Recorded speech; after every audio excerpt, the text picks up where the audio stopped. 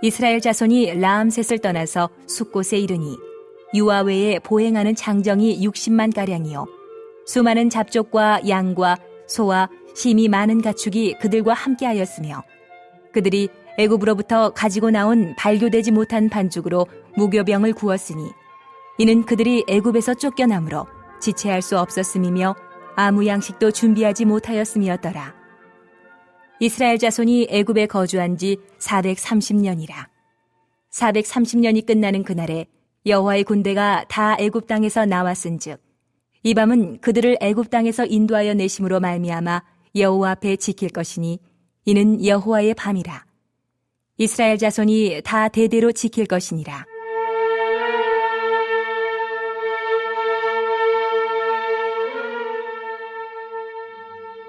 여호와께서 모세와 아론에게 이르시되 유월절 규례는 이러하니라. 이방 사람은 먹지 못할 것이나 각 사람이 돈으로 산 종은 할례를 받은 후에 먹을 것이며 거류인과 타국 품꾼은 먹지 못하리라.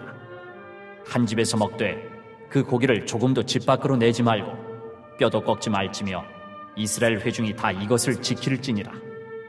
너희와 함께 거류하는 타국인이 여호와의 유월절을 지키고자 하거든 그 모든 남자는 할례를 받은 후에야 가까이 하여 지킬지니 곧 그는 본토인과 같이 될 것이나 할례 받지 못한 자는 먹지 못할 것이니라.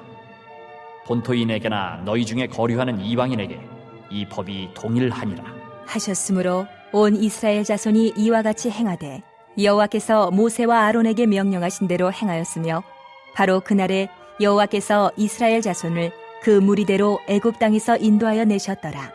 사랑하시는 성도 여러분, 오늘 아침에는 출애굽기 12장 37절부터 51절을 살펴보겠습니다. 이스라엘 사람들이 드디어 라암셋을 떠나서 출애굽의 여정, 첫 번째 여정을 떠나게 되어집니다. 37절 말씀에 보면 라암셋을 떠나서 숫곳에 이르렀다라고 말합니다. 그런데 그 숫곳에 이른 사람들은 몇 명이나 되었냐면 유아 외에 보행하는 장정이 60만 가량이요 라고 이야기하고 있습니다. 창세기의 마지막에 보면 야곱의 가족들 70명이 내려갔다 그랬는데요. 430년 40절 말씀에 보면 430년 이스라엘 자손이 애굽에 거주한 뒤 430년 만에 그 유아 외에 보행하는 장정, 남성 장정이 60만 가량이었다라고 말합니다. 출애굽기 38장 26절 말씀에 보면 그 정확한 숫자가 60만 3,550명이 되었다라고 이야기하고 있습니다. 하나님의 백성들이 하나님의 은혜에 따라 생육하고 번성하는 그 기간이 애굽에서의 생활이었음을 보여주고 있습니다. 애굽에서의 생활은 고통스러운 노동의 현장이었습니다만 그것은 하나님의 백성들이 이스라엘이라고 하는 민족을 형성하기 위한 인큐베이터와 같은 역할을 했음을 잘 보여주고 있는 것이죠. 하나님의 은혜에 따라 이스라엘 사람들은 생육하고 번성하고 있습니다. 약속이 그대로 이행되어지고 그 약속이 성취되고 있음을 창세기 12장에 허다한 하나님의 백성들, 하늘의 별과 같이 땅의 모래알같이 많아질 거라고 하는 하나님의 그 백성들이 지금 부분적으로 성취되고 있는 것이죠. 애굽에서 있으면서도 이렇게 큰 집단을 민족을 이루게 될 수 있었던 것은 그야말로 하나님의 기적이고 하나님의 은혜였음을 오늘 잘 보여주고 있습니다. 자, 이러한 이스라엘 사람들이 출애굽하고 있는데요. 그 출애굽의 첫 번째 여정이 숫곳이라고 하는 곳에 이르게 되었습니다. 그런데 38절 말씀에 보면 이렇게 이야기합니다. 수많은 잡족과 양과 소와 심이 많은 가축이 그들과 함께 하였으며 라고 이야기하고 있습니다. 여러분 38절 말씀에 보면 수많은 잡족이 함께 했다라고 이야기합니다. 잡족이라고 하는 것이 꽤 인종적인 표현이어서 좀 주저하긴 합니다만 여러 다양한 민족들이 이스라엘 사람들과 함께 출애굽했다라고 이야기하고 있고 이 사람들은 역시 같이 하나님의 백성을 이루어 하나님의 구원받은 백성을 이루어 시내 산에서 언약을 맺는 백성이 되어지죠. 자, 이처럼 하나님의 백성이라고 하는 것이 처음부터 이스라엘만을 위한 백성이 아니고 혈통적으로 이스라엘 백성들만 하나님 백성이 될 것이 아니고 오히려 처음부터 하나님의 구원의 계획은 이방인들을 포함하는 것이었다라고 하는 것을 염두에 두어야 할 것입니다. 하나님은 이스라엘을 선택하셨습니다. 그리고 구약 성경 그 이스라엘의 선택과 그 이스라엘 사람들이 하나님을 떠나고 다시 돌아오는 그런 이 수많은 과정들을 보여주고 있습니다. 그렇지만 그 성경이 그 하나님의 구원 계획이 이스라엘에게만 행한 것은 당연히 아닐 것입니다. 하나님은 사랑의 하나님이십니다. 하나님은 이방인이나 헬라인이나 사도 바울이 표현한 것처럼 이방인이나 유대인이나 헬라인이나 차별 없이 하나님의 구원이 똑같이 주어지는 것이죠. 하나님은 차별하지 않습니다. 하나님은 차별하지 않는 분이시고 공의로우시고 공평하신 분이십니다.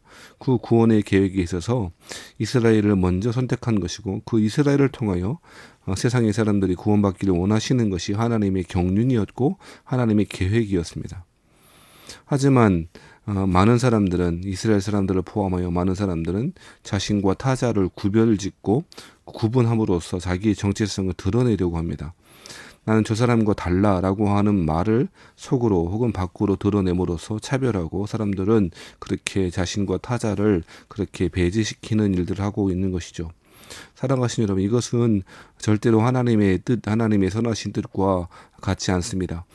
출애굽 과정에서도 이미 처음부터도 혈통적 유대인이 아니라 하나님의 말씀을 듣고 하나님의 명령에 따라 나아갔던 수많은 민족들이 있음을 오늘 분명히 기억하고 있다는 것입니다. 하나님은 공평하게 부르십니다. 풍성한 은혜를 내려 주십니다. 그리고 그 하나님의 말씀에 따라 구원을 바라며 그 구원을 기다리며 순종함으로 나아가는 사람들에게 하나님은 하나님의 백성으로서의 그 구원을 허락해 주시는 것이죠. 사랑하신 성도 여러분, 오늘날 시대는 어쩌면 배제와 구별짓기를 통하여 사람들을 그렇게 차별하는 시대가 아닐까 싶습니다. 많은 경우에 그리스도인들도 때때로 그런 모습을 보여주는 것이죠. 이슬람을 믿는 사람이라고 해서 혹은 성적으로 문제가 있는 소수자, 성소수자라고 해서 교회에서 배제시키거나 마치 당장이라도 하나님의 진노를 받을 것처럼 사람을 미워하거나 차별하는 일, 이런 일들은 절대로 있어서는 안 되는 일이고 하나님이 기뻐하지 않는 일일 것입니다. 사랑하시는 성도 여러분, 모든 사람이 죄인입니다. 그리고 그 모든 사람들은 하나님의 은혜가 필요한 사람입니다. 그 민족의 혈통이 어떠하든지 그 어떠한 조건에 따라서 구별짓고 다른 사람을 타자화시키는 일은 절대로 하나님이 기뻐하지 않는다는 것을 기억해야 할 것입니다. 오늘 본문에는 여러 민족들이 하나님의 구원 공동체가 되었음을 기억하라고 오늘 본문에서 그렇게 이야기하고 있는 것이죠. 배제하는 것이 아니라 차별하는 것이 아니라 포용하고 타자를 통해서 자신을 돌아볼 수 있는 계기를 삼고 하나님의 구원 백성이 함께 참여하도록 하는 것, 그것이 우리 그리스도인들의 사명일 것입니다. 그리고 특별히 41절에 보면 430년이 끝나는 그날에 여호와의 군대가 다 애굽 땅에서 나왔다라고 이야기하고 있습니다. 430년 동안의 그 노예로서의 삶은 끝나고 그날에 이스라엘 사람들이 나오게 되었는데요. 그 사람들을 특별히 여호와의 군대라고 이야기하고 있습니다. 출애굽하는 그 출애굽 1세대, 아니 모든 하나님의 백성들의 정체성이 어떠한지를 잘 보여주고 있는 것이죠. 그것이 무엇입니까? 여호와의 군대라고 하는 것입니다.